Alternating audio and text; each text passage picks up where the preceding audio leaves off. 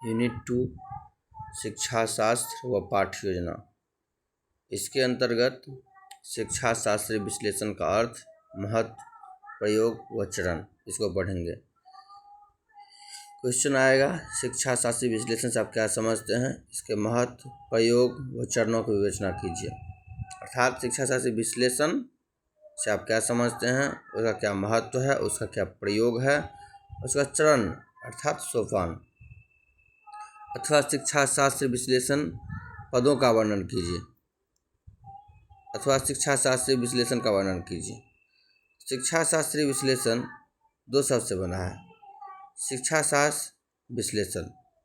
शिक्षा शास्त्र तथा विश्लेषण, तो इसका साधारण सा अर्थ ये है कि एक ऐसा विश्लेषण जो शिक्षा शास्त्र पर आधारित होता है। अर्थात शिक्षा शास्त्रीय विश्लेषण अर्थात ऐसा विश्लेषण जो शिक्षा शास्त्र पर आधारित होता है। विश्लेषण क्या होता है? विश्लेषण होता है अवयवों को तत्वों में बांटना। उदाहरणतः अगर एक घड़ी है तो उसके पुर्जों को अलग अलग कर सकते हैं। इसी प्रकार किसी शिक्षण प्रकरण या विषय वस्तु को उसके विभिन्न विभिन्न भागों में बांट सकते हैं, इकाइयों में बांट सकते हैं, प्रकरण आदि को बांट सकते हैं, इकाइयों में बांट सकते हैं। यही है विश्लेषण। इस विश्लेषण की प्रक्रिया का उपयोग किसी खास विषय के लिए हो, निर्धारित पाठ्यक्रम, किसी विषय वस्तु प्रकरण को, अर्थात किसी खास विषय के, किसी पाठ्यक्रम के किसी खास विषय के किसी प्रकरण को उसके छोटे छोटे खंडों में, उपखंडों में, इकाइयों में, उप इकाइयों में, बृहद से छोटी अवधारणाओं में, खंड से उपखंडों में विभाजित किया जाता है। यही है विश्लेषण। सामाजिक विज्ञान के विषय के किसी प्रकरण को जब हम शिक्षा शास्त्र नियमों के आधार बनाकर, अर्थात शिक्षा शास्त्र नियम के आधार बनाकर जब विश्लेषण कार्य करते हैं, उसे हम सामाजिक विज्ञान विषय का शिक्षा शास्त्र विश्लेषण कह सकते हैं। अर्थ इसका, चूँकि विज्ञान आज हमारे जीवन के सभी पहलुओं को प्रत्यक्ष रूप से प्रभावित कर रहा है। दिन प्रतिदिन हम अपने कार्यों को विज्ञान के आधार पर कर रहे हैं, विज्ञान से सहूलियत के आधार पर कर रहे हैं। कम समय में ज़्यादा बढ़िया काम हमें चाहिए होता है। प्रतिदिन हम विज्ञान की ओर बढ़ रहे हैं, विज्ञान उन्नत हो रहा है। कम से कम खर्च में ज़्यादा से ज़्यादा साधनों का हम चाहते हैं उपयोग में लाएं। इस सब कार्य विज्ञान से होता है। शिक्षण कार्य में भी सीमित के साथ साथ हम बढ़िया से बढ़िया शिक्षण परिणाम प्राप्त हो, अच्छे से व्यवहार परिवर्तन हो, बच्चे का शिक्षण में पूरी सहायता मिल सके, अधिगम जो शिक्षण का उद्देश्य वह पूरा हो सके। इसके लिए हम क्या करते हैं, शिक्षा शास्त्रीय विश्लेषण करते हैं। शिक्षा शास्त्रीय विश्लेषण करते हैं। सामाजिक विज्ञान के संदर्भ में सामाजिक विज्ञान का शिक्षा शास्त्रीय विश्लेषण करते हैं। विभिन्न तकनीकी का प्रयोग करते हैं, विधियों का, प्रविधियों का प्रयोग करते हैं, जिससे शिक्षण कार्य और अधिक सरलता से प्रभावी तरीके से पूर्ण हो सके। शिक्षा शास्त्रीय विश्लेषण समाज शास्त्र के संदर्भ में यही है, समाज विज्ञान के संदर्भ में, कि समाज विज्ञान को शिक्षण हेतु शिक्षा शास्त्र के नियमों के आधार पर उसको सामाजिक विज्ञान के विषयों को, पाठ्यक्रम के विषयों को, उसके जो प्रकरण है, उसका जो उसके उपविषय है, उसको यूनिट में बांटना, उसको खंडों में बांटना आदि बांट करके उसको विभिन्न विधियों प्रविधियों के आधार पर उसको बांटना जो है सो वही है शिक्षा शास्त्रीय विश्लेषण। यही है शिक्षा शास्त्र विश्लेषण। इसका महत्व क्या है? जब शिक्षा शास्त्र विश्लेषण का महत्व, एक प्रकार से ये विश्लेषण करने के बाद सब महत्व इसका बढ़ जाता है, क्योंकि अधिगम का जो उद्देश्य है उसका पूर्ति में सहायक बनाता है ये शिक्षा शास्त्र विश्लेषण। विषय वस्तु अगर प्रभावी ढंग से खंडित है तो विभाजित है तो अच्छे से पढ़ाया जा सकता है। शिक्षण अधिगम की प्रक्रिया को सरल बनाया जा सकता है इससे, क्योंकि भाई विश्लेषित है, खंडित है तो सरल होगा। विश्लेषण शिक्षण में सहायता करता है। जब ही यह यूनिट में विभाजित है, खंडित है, तो हम उस शिक्षक को विषय वस्तु को, अधिगम को बेहतर बनाने के लिए कौन सा विधि का प्रयोग करें, कौन सा प्रविधि का प्रयोग करें, कौन सा सहायक सामग्री का प्रयोग करें। इस प्रकार से अध्यापक का मार्गदर्शन करता है शिक्षा शास्त्र विश्लेषण। कोई भी अधिगम पूर्ण रूप से तभी सफल होता है जब समय पर इसका मूल्यांकन होता रहे। और विश्लेषण में अध्यापक को मूल्यांकन के बारे में विश्लेषण करता है कि क्या मूल्यांकन करना है। उद्देश्य के बारे में विश्लेषण करता है कि इसका क्या उद्देश्य हो सकता है, कौन सा मूल्यांकन में कौन सा परीक्षा का लेंगे, निबंधात्मक लेंगे, वस्तुनिष्ठ लेंगे, ये सारा चीज़ विश्लेषण होता है। ये महत्व हो है इसका। शिक्षा शास्त्र विश्लेषण ये पता चल पाएगा कि हम किस हद तक कौन सा उद्देश्य प्राप्त हमें करना है। उसके बाद शिक्षण अधिगम को यह एक प्रकार से सर्वोत्तम रूप प्रदान करता है शिक्षा शास्त्र विश्लेषण। अब हम इसके प्रयोग को पढ़ेंगे। प्रयोग हुआ यूजेज कि कैसे हम सामाजिक विज्ञान के एक शिक्षक को कैसे विषय वस्तु का शिक्षा शास्त्र विश्लेषण करने के लिए क्या क्या प्रयास करना चाहिए। यही हुआ प्रयोग, मतलब किस प्रकार से वह करेगा वो शिक्षा शास्त्र विश्लेषण, कैसे करेगा शिक्षा शास्त्र विश्लेषण, यही है प्रयोग। सबसे पहले क्या करेगा सामाजिक विज्ञान का टीचर, सामाजिक विज्ञान विषय की विषय वस्तु को अच्छी तरह से और जो बृहद प्रकरण है, जो लघु प्रकरण है, उसको खंड में, इकाइयों में, विभाग आदि में विभाजित कर देगा। ठीक है, समय सारणी निर्धारित कर लेगा कि किस समय में कौन से विषय वस्तु पढ़ाएंगे, कैसे विषय को किस समय में कौन से विषय वस्तु पढ़ाएंगे, इसको भी विभाजित कर लेगा। ये है प्रयोग। कैसे प्रयोग में लाएगा, एक ये हो गया। और स्कूल के कक्ष में जिस प्रकरण का अध्ययन करवाना है उसका जो प्रकरण है, जो उपविषय है, उसको सिंगल कॉन्सेप्ट में विभाजित कर लेगा। उसके बाद उपरोक्त चरणों को अपनाने के बाद, ये चरण है। उपरोक्त चरणों को अपनाने के बाद जो प्रकरण या खंड है, उद्देश्य का निर्माण करेगा कि हमें इस शिक्षण से कौन से उद्देश्य प्राप्त होंगे, किस प्रकार की अनुदेशात्मक उद्देश्य की प्राप्ति हमें हो रही है। उसके बाद निश्चित रूप से जो इस कार्य के लिए, अर्थात ये शिक्षण कार्य के लिए मानव संसाधन एवं जो भौतिक संसाधन है, भौतिक संसाधन इन द सेंस की जैसे सहायक सामग्री है, कह सकते हैं एक प्रकार से, सर्वश्रेष्ठ प्रयोग कैसे हो इसका विश्लेषण करेगा।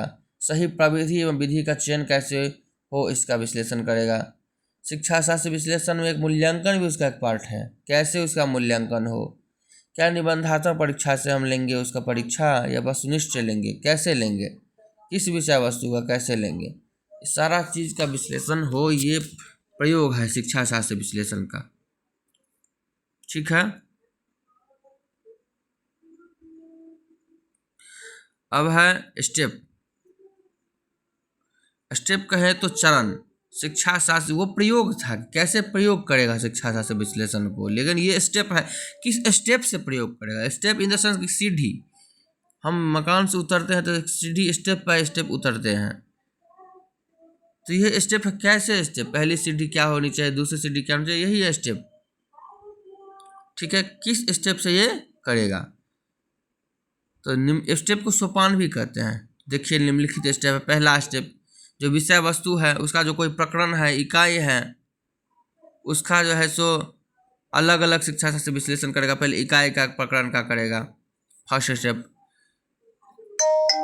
दूसरा स्टेप क्या है, जब इकाई प्रकरण का विश्लेषण कर लिया कि भाई हमें ये इकाई ये प्रकरण पढ़ाना है, तो प्रकरण पढ़ाना, उसके बाद सबसे पहले क्या करेगा, दूसरा स्टेप क्या होगा, किसी न किसी उद्देश्य के लिए कोई कार्य किया जाता है, तो सबसे पहले उस इकाई या प्रकरण का अनुदेशनात्मक उद्देश्य का निर्माण करेगा और व्यवहारिक शब्दावली में तैयार करेगा कि भाई इस प्रकरण को पढ़ाने से ये उद्देश्य की प्राप्ति होगी। सेकेंड उद्देश्य, सामान्य उद्देश्य, विशिष्ट उद्देश्य होते हैं, दो प्रकार के उद्देश्य होते हैं। तीसरा सेकेंड स्टेप, जब ही उद्देश्य तैयार हो गया तो भाई अब तीसरा उद्देश्य ये होगा कि जो भी हम प्रस्तुत करेंगे, जो भी पढ़ाएंगे, तो मूल्यांकन कैसे करेंगे, कौन से विधि से करेंगे, कौन से प्रविधि से मूल्यांकन करेंगे, थर्ड स्टेप हो गया। चौथा स्टेप, पाठ्यक्रम की सफलता बिना शिक्षण अधिगम सहायक सामग्री से, तकनीकी से, विधि से प्रविधि बिना नहीं हो सकता है। तो उसका भी चुनाव करेगा कि किस विधि से करेंगे शिक्षण अधिगम शिक्षण कराएंगे। क्या हम प्रश्नोत्तर कौशल से वहाँ पे कराएंगे? कौन सा तकनीकी से पढ़ाएंगे? शिक्षण सहायक सामग्री में क्या होगा? प्रोजेक्टर होगा, टेलीविज़न होगा। शिक्षण अधिगम क्रिया क्या होगा? कौन कौन सी क्रिया करेंगे? ये सारा स्टेप इसमें होगा। ये 4 स्टेप है। अगर स्टेप आए कि शिक्षा शास्त्री विश्लेषण में क्या क्या स्टेप हैं, शॉर्ट क्वेश्चन तो ये दे सकते हैं। तो इस प्रकार शिक्षा शास्त्री विश्लेषण निष्कर्ष में कहा जा सकता है कि शिक्षा शास्त्री विश्लेषण शिक्षा शास्त्र के सिद्धांतों एवं नियमों के आधार पर विषयों को पढ़ाने के लिए कि एक वैज्ञानिक तकनीकी है। हाँ, कक्ष में कैसे पढ़ाएंगे शिक्षक, उसके लिए पूर्व नियोजित जो है सो पूर्व में ही उसके द्वारा प्लानिंग करता है, एक विश्लेषण किया जाता है। सामाजिक विज्ञान के संदर्भ में सामाजिक विज्ञान को पढ़ाने के लिए शिक्षा शास्त्र के नियमों के आधार पर विश्लेषण करना, कैसे हम यूनिट को विषय वस्तु को खंड में बांटेंगे, कैसे पढ़ाएंगे, कौन से मूल्यांकन प्रविधि का चयन करेंगे, कौन सा सहायक सामग्री का प्रयोग करेंगे, कौन सा शिक्षण विधि का प्रयोग करेंगे, कौन सा प्रविधि का प्रयोग करेंगे। इस प्रकार से एक सुनियोजित प्रक्रिया जो पूर्व परीक्षण से पहले प्रक्रिया किया जाता है। तो इस प्रकार से यही है शिक्षा शास्त्री विश्लेषण। अब हम भारतीय संविधान का शिक्षा शास्त्री विश्लेषण करेंगे। भारतीय संविधान का शिक्षा शास्त्री विश्लेषण करेंगे। तो आगे चलते हैं पेज नंबर 131 पे, भारतीय संविधान का शिक्षा शास्त्री विश्लेषण। अब देखिए भारतीय संविधान, तो जो शिक्षा शास्त्र विश्लेषण है कि शिक्षा शास्त्र के सिद्धांतों एवं नियमों के आधार पर उसको विश्लेषण करना। विश्लेषण इन द सेंस कि उस पाठ्य वस्तु को, उस पाठ्यक्रम का जो पाठ्यपुस्तक है उसका इकाइयों में बांटना, खंडों में बांटना, कैसे पढ़ाएंगे, किस समय में क्या पढ़ाएंगे, मूल्यांकन प्रविधि क्या होगा, शिक्षण विधि क्या होगा, सहायक सामग्री क्या होगा। इन सब चीज़ों का विश्लेषण अगर हम भारतीय संविधान में कैसे हम करेंगे, भारतीय संविधान को जो हम पढ़ाएंगे तो शिक्षा शास्त्र के सिद्धांतों और नियमों के आधार पर भारतीय संविधान कैसा विश्लेषण करेंगे, कैसे भारतीय संविधान के विषय को उप विषय में बांटेंगे, कैसे पढ़ाएंगे, किस शिक्षण विधि का प्रयोग करेंगे, कौन से प्रविधि का प्रयोग करेंगे, कैसे उद्देश्य का निर्माण करेंगे, कैसे मूल्यांकन करेंगे, इन्हीं सारी बातों का विश्लेषण हम करेंगे। भारतीय संविधान का शिक्षा शास्त्री विश्लेषण, यही इसका अर्थ हुआ। तो इसमें भी स्टेप है। सबसे पहले क्या करेंगे, सबसे पहले विषय वस्तु का विश्लेषण करेंगे। कंटेंट जो है, जो हम पढ़ाएंगे, जो भारतीय संविधान का कंटेंट है उसका विश्लेषण करेंगे। कंटेंट क्या है भारतीय संविधान? सबसे पहले प्रस्तावना का अर्थ, क्योंकि भाई भारतीय संविधान सबसे पहले प्रस्तावना है, तो प्रस्तावना का अर्थ, भारतीय संविधान की प्रस्तावना, संविधान क्या है इसका अर्थ, संविधान के मुख्य सिद्धांत क्या है, मुख्य विशेषता क्या है, मौलिक कर्तव्य का अर्थ क्या है। और मौलिक कर्तव्य 11 मौलिक कर्तव्य, जैसे संविधान का पालन करना, राष्ट्रीय झंडे और राष्ट्रगान का सम्मान करना, आपसी भाईचारे का विकास करना, स्वतंत्रता संघर्ष के महान आदेशों का पालन करना, देश की प्रभुता एवं अखंडता की सुरक्षा करना, ये सब पढ़ लीजिएगा। तो ये मौलिक कर्तव्य का अर्थ है। ये सारी चीज़ें क्या है, संविधान का विषय वस्तु है। तो इन सभी विषय वस्तु का हम क्या करेंगे, विश्लेषण करेंगे, विषय वस्तु का विश्लेषण करेंगे। इन सब चीज़ों के बारे में हमें क्या पढ़ाना है। हमें भारतीय संविधान में सारा चीज़ एक ही बार तो पढ़ाएंगे नहीं, तो इसमें हमें क्या पढ़ाना है, ये विषय वस्तु है, विभिन्न सारा विषय वस्तु है, तो इसमें हमें क्या पढ़ाना है। अब पढ़ाने के बाद बिना उद्देश्य का कोई कार्य होता नहीं है, तो क्या पढ़ाएंगे। अब सब दूसरा स्टेप कि उद्देश्य क्या होगा उसका, जो भारतीय संविधान हम पढ़ाएंगे तो उसका उद्देश्य क्या होगा, इसका विश्लेषण करेंगे, क्योंकि बिना उद्देश्य का कोई कार्य नहीं होता है। तो उद्देश्य क्या करेंगे, तो उद्देश्य क्या हो सकता है, वही चीज़ है उद्देश्य जो हम विषय वस्तु किए हैं, वही उसका उद्देश्य होगा। कि जैसे भारतीय संविधान प्रस्तावना है, पढ़ाना है, तो उद्देश्य भी तो यही ना होगा कि भारतीय संविधान की प्रस्तावना को जानना, भारतीय संविधान की प्रस्तावना का अर्थ को जानना, तो यही उद्देश्य होगा। मौलिक कर्तव्य हम पढ़े विषय वस्तु में, तो मौलिक कर्तव्य को समझना, मौलिक कर्तव्य को जानना, यही उसका उद्देश्य होगा।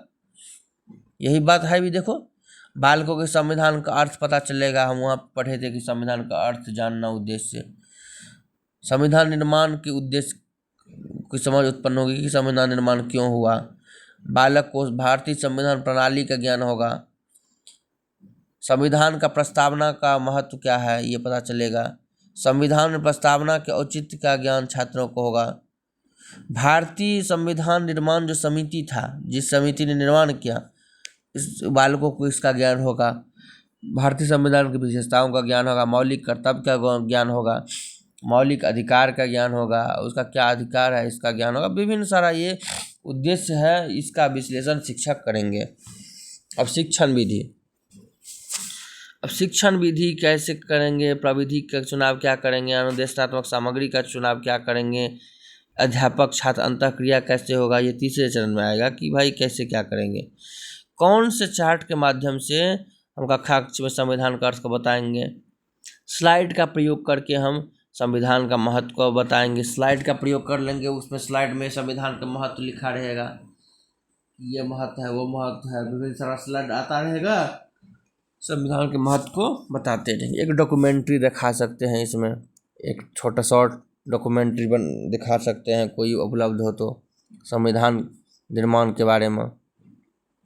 राष्ट्रगान को लेकर के कोई हम दृश्य शब्द सामग्री का प्रयोग करके कोई हम शिक्षण कक्षा में राष्ट्रगान का अर्थ बता सकेंगे। मौलिक अधिकार पर हम एक चार्ट तैयार करेंगे, दिखा सकेंगे। उसके बाद जो संसदीय कार्य प्रणाली, चूँकि संसदीय कार्य संविधान के अंतर्गत आता है, तो संसदीय कार्य प्रणाली को नाटक के माध्यम से हम बता सकेंगे। तो बहुत सारे विद्यालय में बाल संसद होता है, तो एक लघु रूप है उसका, उसके बारे में उससे भी हम उसको परिचित करा सकेंगे संसदीय प्रणाली को। मौलिक कर्तव्य का जो है सो कैसे हम मौलिक कर्तव्य के बारे में हम छोटा छोटा डॉक्यूमेंट्री दिखाएंगे या चार्ट बना के दिखाएंगे। इस प्रकार से ये कौन सा शिक्षण विधि, प्रविधि एवं क्या क्या अंतःक्रिया होगा, इसका विश्लेषण करना ही इसके अंतर्गत है।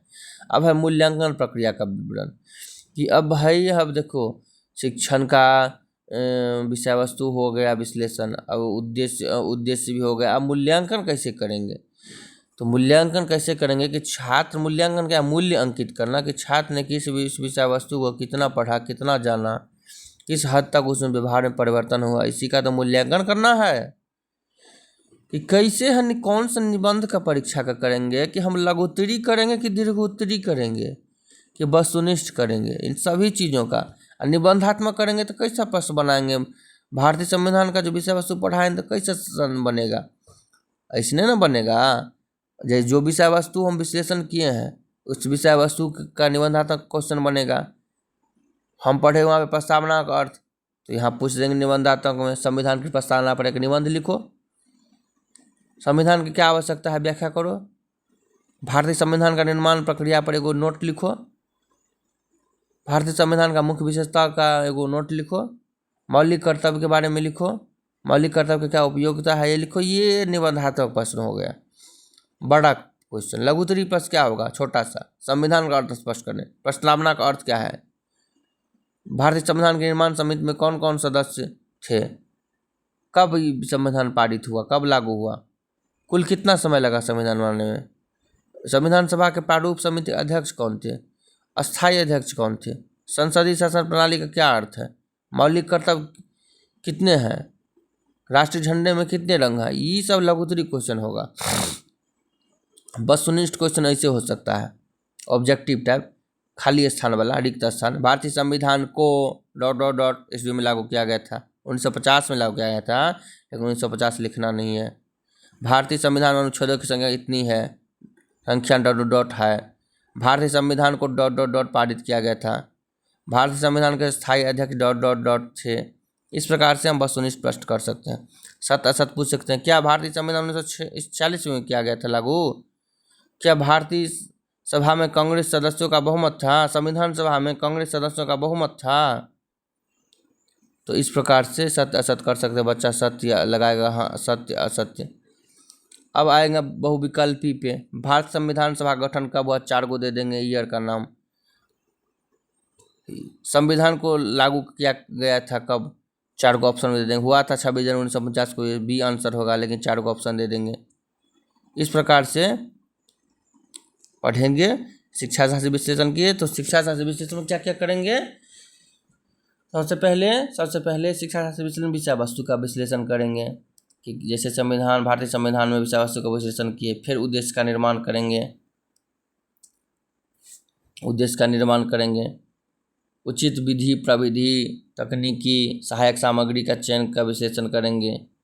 चौथा, मूल्यांकन का चयन करेंगे। मूल्यांकन अंतर्गत निबंधात्मक, लघुत्तरी, दीर्घोत्तरी, वस्तुनिष्ठ आदि सबका। इस प्रकार से सारा कुछ लिख करके और निष्कर्ष लिख देना है कि भारतीय मतलब शिक्षा शास्त्र विश्लेषण का अर्थ है शिक्षा शास्त्र के सिद्धांत नियमों के आधार पर विश्लेषण करना, उसके कैसे विषय वस्तु का चयन करेंगे, किस प्रकार से खंड में बांटेंगे, कैसे मूल्यांकन का चयन करेंगे, कैसे प्रस्तुत करेंगे, कौन सा विधि से पढ़ाएंगे, कौन सा परीक्षा लेंगे, मूल्यांकन करेंगे। इस प्रकार से शिक्षा शास्त्र विश्लेषण भारतीय संविधान के संदर्भ में ऐसे करेंगे।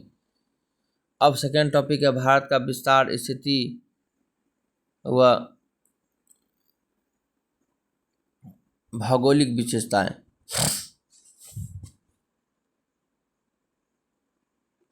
भारत का विस्तार, स्थिति और भौगोलिक विशेषताएं, इस पर शिक्षा शास्त्र विश्लेषण।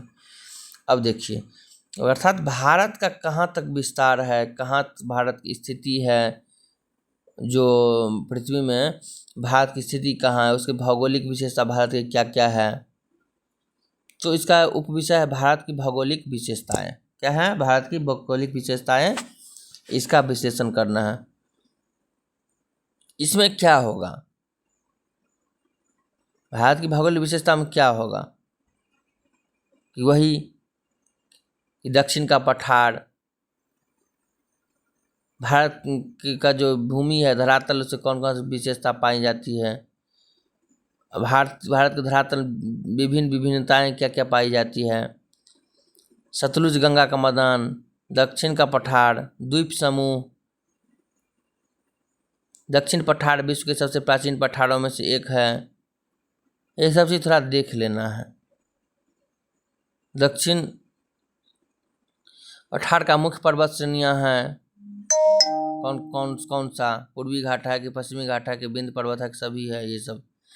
ये सब विषय वस्तु हो गया। भारत में द्वीपों की कुल संख्या 247 है, भी देख लेना है। कर्नाटक के मैदान की लंबाई 500 किलोमीटर है, ये भी देख लेना है। ये सब विषय वस्तु हो गया भारत की भौगोलिक विशेषताएं पे। अब भाई विषय वस्तु हो गया, अब उद्देश्य निर्माण करेंगे। तो उद्देश्य निर्माण क्या करेंगे, यही विषय वस्तु पढ़ाएंगे, उसी विषय वस्तु का ज्ञान उद्देश्य निर्माण होगा। तो वही ना लिखना है, ज़्यादा थोड़े कुछ लिखना है, इन्ने उन्ने नहीं लिखना है कुछ। बच्चों को भारत की धरातल संबंधी विविधताओं का ज्ञान हो। देखो ना, पहला टॉपिक क्या था, भारत की धरातल में विभिन्न विभिन्नताएं पाई जाती है। तो पहला है ना विषय वस्तु का विश्लेषण में, तो वही चीज़ इसमें हो जाएगा। बच्चों को भारत की धरातल संबंधी विविधताओं का ज्ञान होगा। इसमें क्या है, उत्तर पर्वतीय प्रदेश सेकेंड नंबर में है ना विषय वस्तु का विश्लेषण में। इसमें देखो फिर वही होगा उद्देश्य निर्माण। उत्तर पर्वतीय प्रदेश की भौगोलिक स्थिति समझ सकेंगे बच्चे। जो चीज़ यहाँ देखो, तीसरा है सतलुज गंगा का मैदान, तो सतलुज गंगा का मैदान के बारे में समझ सकेंगे। चौथा है दक्षिण का पठार, दक्षिण का पठार के बारे में बच्चे समझ सकेंगे। भारत के हिमालय पर्वत से निकलने वाली हिम नदियों का ज्ञान प्राप्त होगा। यही सब ना उद्देश्य होगा, ज़्यादा थोड़े अन्य उन्हें नहीं करना, यही लिखना है। बच्चों को ज्ञान होगा कि सतलुज गंगा का मैदान इतना उपजाऊ क्यों है। भौगोलिक भाषा के सरलीकरण में सहायक मिलेगी। दक्षिण पठार में विभिन्न सारा श्रृंखला है, उसका लाभ, उससे लाभ होगा। यही सब चीज़ उद्देश्य निर्माण हो जाएगा। अब है कि शिक्षण विधि प्रविधि अनुदेशनात्मक सामग्री व अभ्यास छात्रा अंतःक्रिया का विवरण कि कैसे क्या होगा। बालकों की भारत की भौतिक स्थिति हम इससे ग्लोब से दिखा सकते हैं, चार्ट के माध्यम से दिखा सकते हैं। हिमालय पर्वत और उसकी जो हिम नदियाँ हैं उसको हम चार्ट के माध्यम से दिखा सकते हैं। उपरोक्त विषय को मानचित्र के माध्यम से दिखा सकते हैं। इसमें हम एटलस के माध्यम से पढ़ा सकते हैं। इसकी कोई डॉक्यूमेंट्री होगा तो उसको हम दिखा सकते हैं।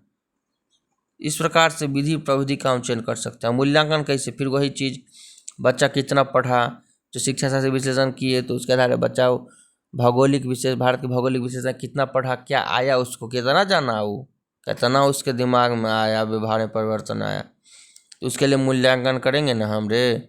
मूल्यांकन प्रक्रिया का विवरण है कि मूल्यांकन कैसे करेंगे, निबंधात्मक क्वेश्चन कैसे होगा, वस्तुनिष्ठ कैसे होगा, लघुत्तरी कैसे होगा। तो जो विषय वस्तु है उसी का मूल्यांकन होगा कि भारत की सतलुज गंगा मैदान का विशेष जानकारी दीजिए, लिख देंगे निबंध में। दक्षिण के पठार का विस्तार से वर्णन कीजिए, लिख देंगे निबंधात्मक के। भारत के समुद्र तटीय मैदान का वर्णन कीजिए, लिख देंगे निबंध में। यही सब होगा। वस्तुनिष्ठ पूछेंगे, वस्तुनिष्ठ पूछ देंगे, भारत के धरातल पर उत्तरी पर्वतीय प्रदेश की उत्पत्ति वर्ष पहले हुई थी। सतलुज नदी का मैदान मुख्यतः राज्य में स्थित है। तो कौन सा देश यहाँ पे आएगा, दूसरा में राज्य आएगा। पश्चिमी घाट की लंबाई कुल लंबाई है। ये सब चीज़ थोड़ा देख लेना है। सत्य असत है, भारत द्वीप की कुल संख्या 247 है। तो हाँ, निकोबार द्वीप समूह अंडमान के दक्षिण में स्थित है, सत्य असत्य होगा। उड़ीसा का जो तट वाला मैदान है उसका लंबाई 800 किलोमीटर है, सत्य असत्य होगा। जो होगा ये होगा सत्य असत्य। हिमालय पर्वत का आकार कैसा है, ये वो क्वेश्चन पूछेंगे। चापाकार, गोलाकार, त्रिभुजाकार, आयताकार, सब नहीं लिखना है वहाँ पे, 1 2 3 लिखना है इसमें। नीलगिरी की सबसे ऊंची चोटी है कंचन दोदावेट K2 माउंट, ये कठिन है तो ये याद कर लेना। हिमालय पर्वत का आकार है चापाकार, गोलाकार, त्रिभुजाकार, आयताकार। अब इगो याद कर लेना। कश्मीर के उत्तर पूर्व में स्थित हिमालय को कहा जाता है कौन सा, गंगा हिमालय, गंगोत्री हिमालय, कश्मीर हिमालय, असम हिमालय, को याद कर लीजिएगा। वो यो याद कर लेना होगा। तो सतलुज गंगा मैदान की पूर्व से पश्चिम लंबाई कितना है, 1415, 1515, 1315, 1215, ये हो गया बहुविकल्पी। तो इस आधार पर हम शिक्षा शास्त्री विश्लेषण पढ़ लिए भारत की भौगोलिक विशेषता के संदर्भ में। अब तीसरा टॉपिक हम पढ़ेंगे फ्रांसीसी क्रांति।